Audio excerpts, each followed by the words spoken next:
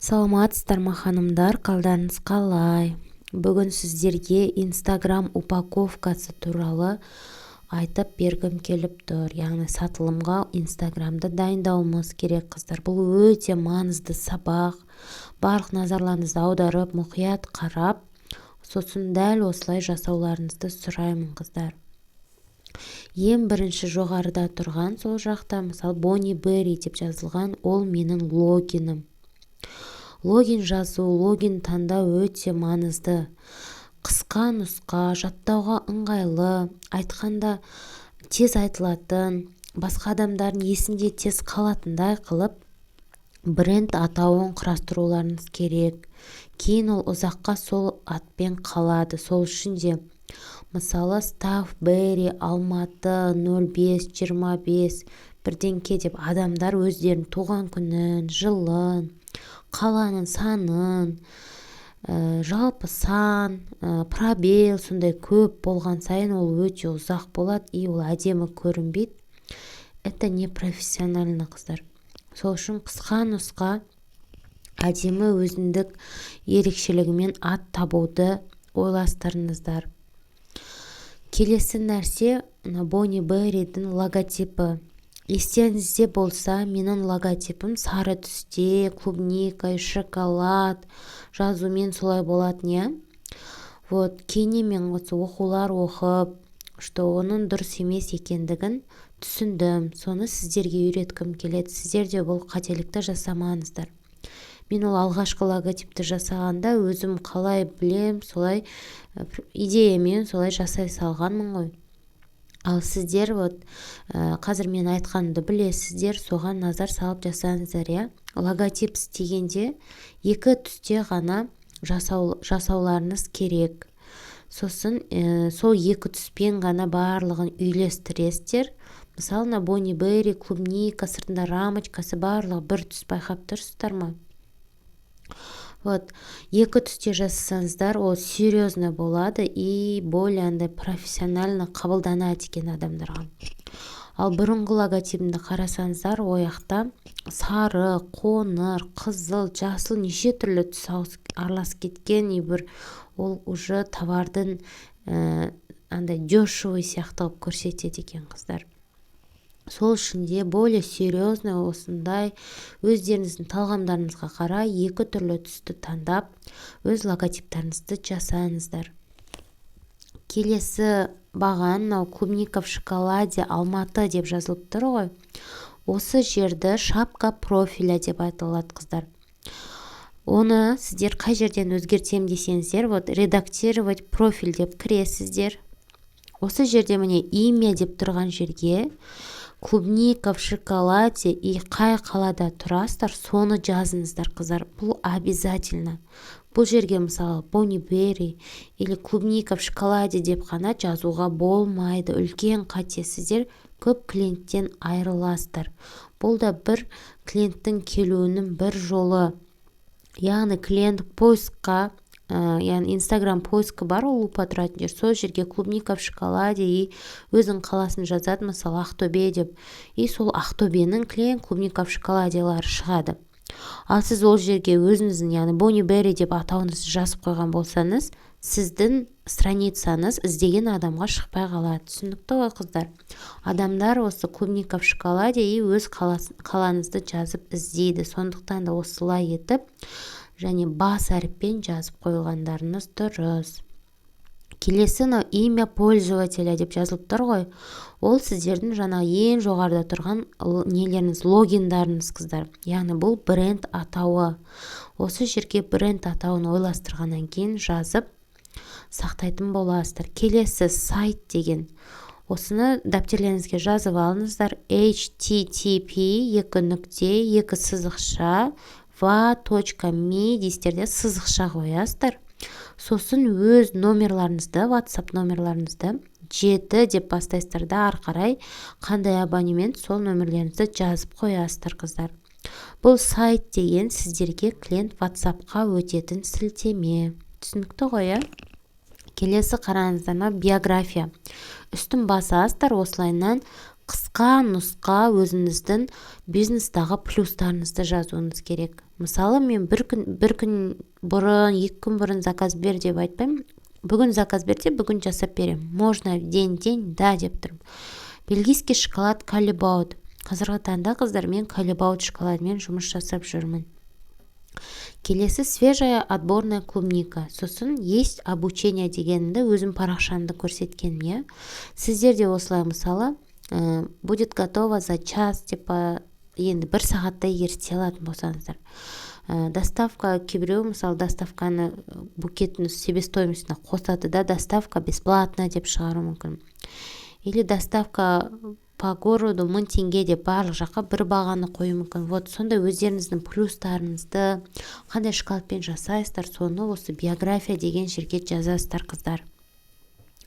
Дальше информация о профиле деген уже келесі сабақтарда сіздерге Фейсбукпен байланыстыру сабақтары болады. Бұл жерде Фейсбук пен Инстаграмды байланыстырасыздар. Түсінікті ғой, Вот, осы шапка профиля, міне көрдіңіздер ме, вами деген көк болып тұр. Осыны басса адамдар сізге бірден WhatsApp-қа өтетін болады.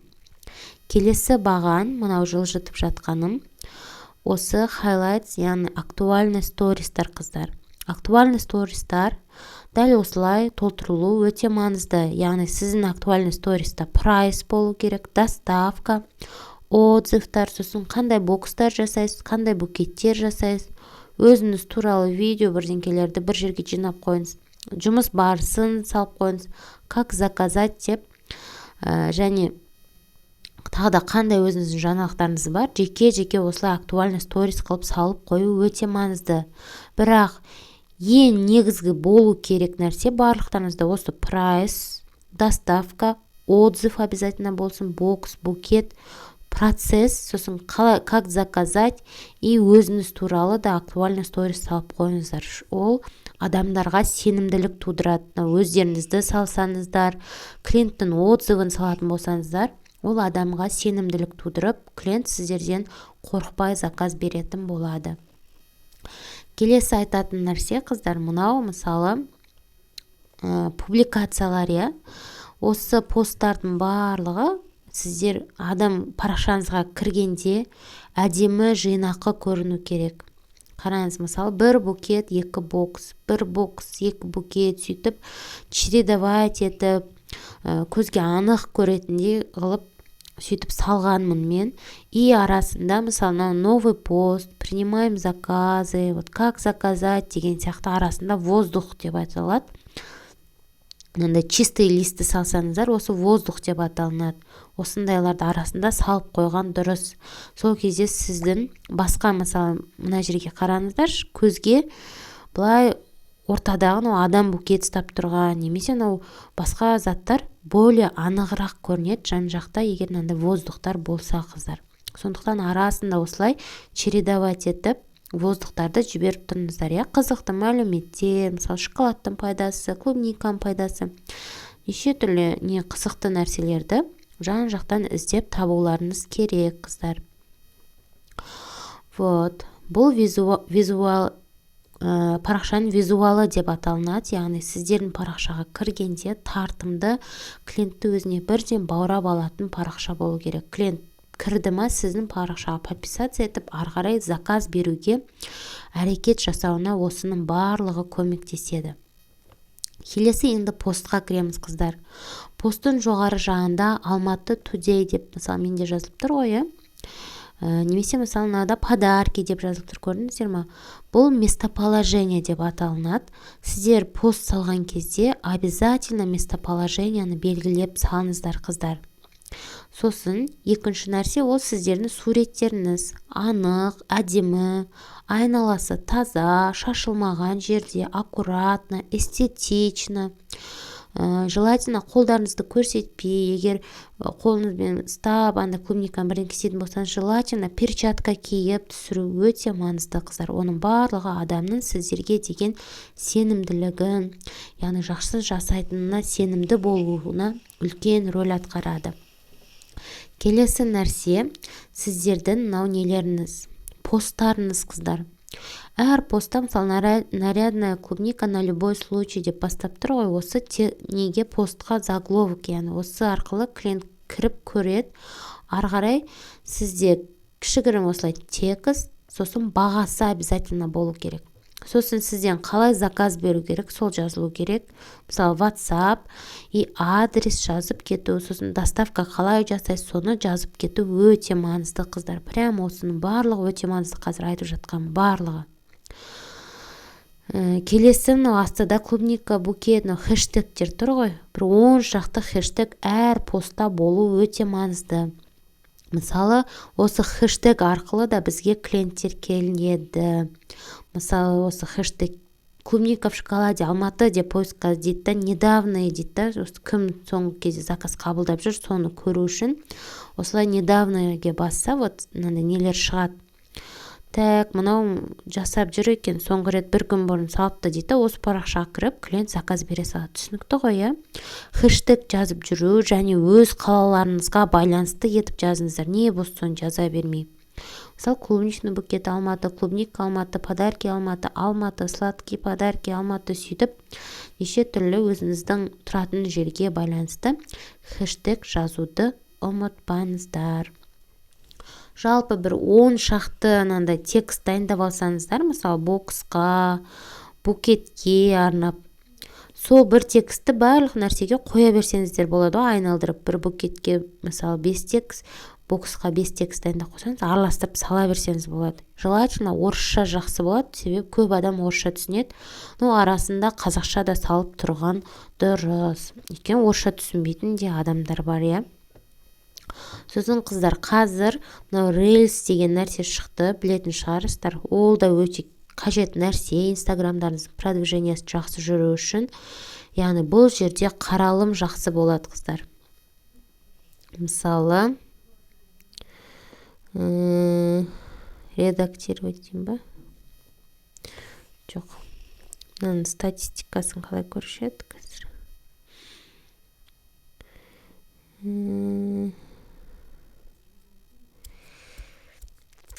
Статистикасын көруге болады, нет? Что-то шықпай тұр мұнда.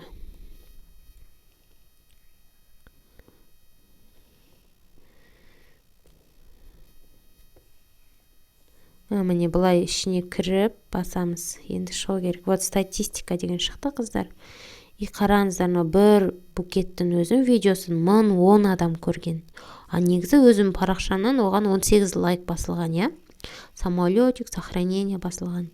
Вот қараңыздар, жақтан бөтен адамдар осы менің видеомды Reels арқылы көріп қалған. Көбісі көрет, күшті ұнаған болса, сіздің парақшаға өтіп, яғни осы арқылы да подписаться етеді. Осы қазіргі таңда шығынсыз, яғни сізге клиент әкелудің тоже бір жолы, қыздар.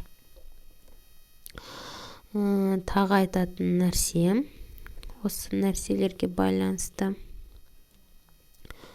Так, осылай букет, бокс и мысалы букетті жалпылама түсірдіңіз, боксты түсірдіңіз и мынандай детальный общий букет жинайын деп атқан процесстерді де арасында әдемі қылып, таза қылып түсіріп жүріңіздер. Мысалы, бір клубниканы түсіріп қойған, мынандай клубника, былай свежий клубника.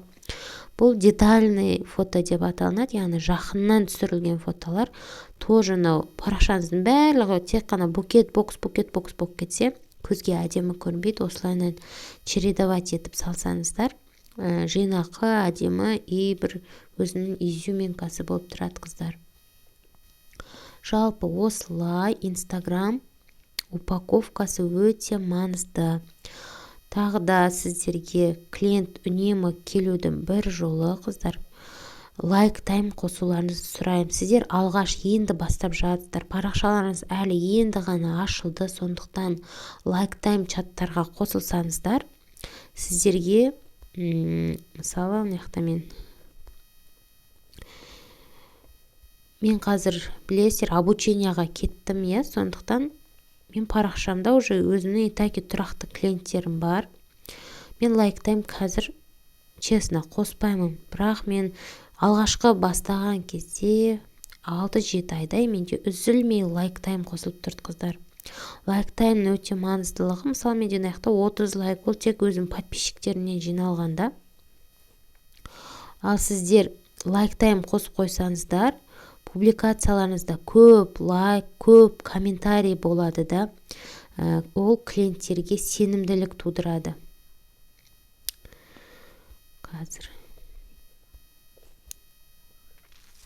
лайк тайм деген арнайы чаттар бар, платный. Мысалы, мен яқта көріңіздер, хэштег МНБ деп қойған ғой. Осы лайк таймда осындай әртүрлі хэштег сіздерге береді. Пост саласыз күніге, и осындай лайк таймға қос қоясыздар да, соның берген несін саласыздар. Хэштегін салып қоясыз, и адамдар өздері келеді да, осы постқа байланысты міне неше түрлі комментарийлер жазады. Және лайк басылады, қараңыздар. 75 лайк басылған. 164 самолетик жіберген, 42 адам сақталған. Осының барлығы көбісі енді именно лайк таймнан басылғанда. Ал менің әшейін лайк тайм қосылмаған кезде көріп тұрсыздар, 23, 25, 30 шақты ғана лайк сондайлар қойылған. Ол өзі осы тұрақты клиенттерден, заказ берейін деп жатқан клиенттерден қойылған нәрселер. Ал енді сіздер алғаш бастап жатқан соң лайк таймды обязательно қосыңыздар. Сосын инстаграмда тағы айтып кететін негізгі мәселе, күнделікті 2 пост салуыңыз керек. Пост үзілмеу керек, себебі клиент сізге жаңадан парақшаңызға кіреді, соңғы постқа басады. Соңғы пост 1 апта бұрын салынған болса, ойбай, заказ қабылдамай жүр ма дейді, обратно сізден клиент шығып кетеді. Ал сіз ол клиентті реклама арқылы мысалы әкелдіңіз ғой, ал клиентіңіз сөйтіп шығып кетеді да, бекер солай рекламаңыз күйіп кетеді. Клиентті парақшада ұстап қалу үшін осы айтылған нәрсенің барлығын орындауларыңыз керек, қыздар. Және ең қазір продажаның ең негізгі маңызды нәрсесі, үнемі стористарыңыз үзілмеу керек. Қараңыздар, жаңақта адамдардың стористары жанып тұр, адамдардың қазір психологиясы, яғни бараттан барлығын ашып тастағысы келіп тұрады, мындай жанып тұрған артық нәрселер болғанын қаламайды да. Дәл солай сіздерде үнемі мысалы азанда бір сторис саласыз, 10-да бір сторис саласыз, 12-де бір сторис саласыз. Сіз мысалы сторис саласыз, бір адам барып көреді, ашады, и сіздің сторисіңіз алысқа артқа қарай кетіп қалады да, қыздар. Ал сіздер әр 1-2 сағат сайын салып тұрсаңыздар, каждый раз сіздің сторисіңіз ең алдыңғы қатарға жылжып тұрады. И адамдар сіздің стористі көріп, қызықты стористар салу керек. Сол үшін мысалы жасалу процесін, заказды жіберіп жатқанын, қандай букет шыққанын, и клиенттен обратный связьбен былай жазып тұру керек та, қалай мына букет бағалап жібердіңіздер, ұнады ма, свежий клубника алдым, тек қана вот свежий клубникамен жасаймын, доставка Яндекс арқылы жіберем, безопасно, бәрі әдемі күйінше барады деген сияқты неше түрлі жасап жатқан процесті, шоколадтың ерігенін, клубниканың арасын кесілген күшті осындай сториске неше түрлі креативтер жан-жақтан адамдардан қарап, өздеріңізге ұнағандарын өздеріңізге соны идея қылып алып, дәл солай жасасаңыздар болады, өзіңіздің неңізді қосып, изюминкаларыңызды. Вот, қыздар, ең маңызды нәрселер осы. Инстаграмға байланысты барлығын айттым. Мұқият қарап жасаңыздар. Келесі нәрсе тағы да бар, ол подписчиктар, қыздар. Алғашқы бір 1000 шақты хотя подписчик жинап алсаңыздар, дальше уже сіздерге таргет арқылы жақсы потенциальный клиенттер келетін болады. 1000 шақты подписчикті жинау үшін, мысалы, бүкіл туған туыстарыңызға алғашында чаттарға жібересіз, мен парақшам жазылыңыздар, лайк басып тұрыңыздар, қолданыңыздар, енді бастап жатырмын дегендей, обязательно солай туысқандарға, таныстарға, бүкіл WhatsApp-тағы контактыға жіберіп тастасаңыз да болады. Вот, сізге кім не равнодушны, барлығы келіп сіздің парақшаңызға жазылады. Кейін сіз отырасыз да, мысалы, біреудің парақшасына кіресіз, өзіңіздің қалаңыздағы, и сол адамдардың парақшасындағы лайк басқан адамдар или комментарий басқан адамдар бар ғой, солардың парақшасына кіріп, мысалы кіресіз, и соңғы посттарына бір 3-4 постына лайк басып кетсеңіз, адамдар так, маған лайк басыпты, кім ол деп сіздің парақшаңызға обратно кіреді да.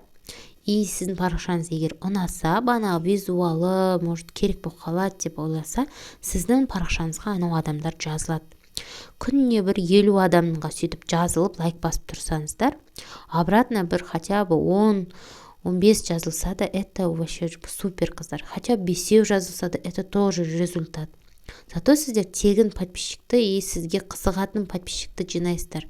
Вот гифке еш уақытта қатыспаңыздар, қыздар. Естеріңізде болса, мен алғашқы парақшам гифке қатысқан.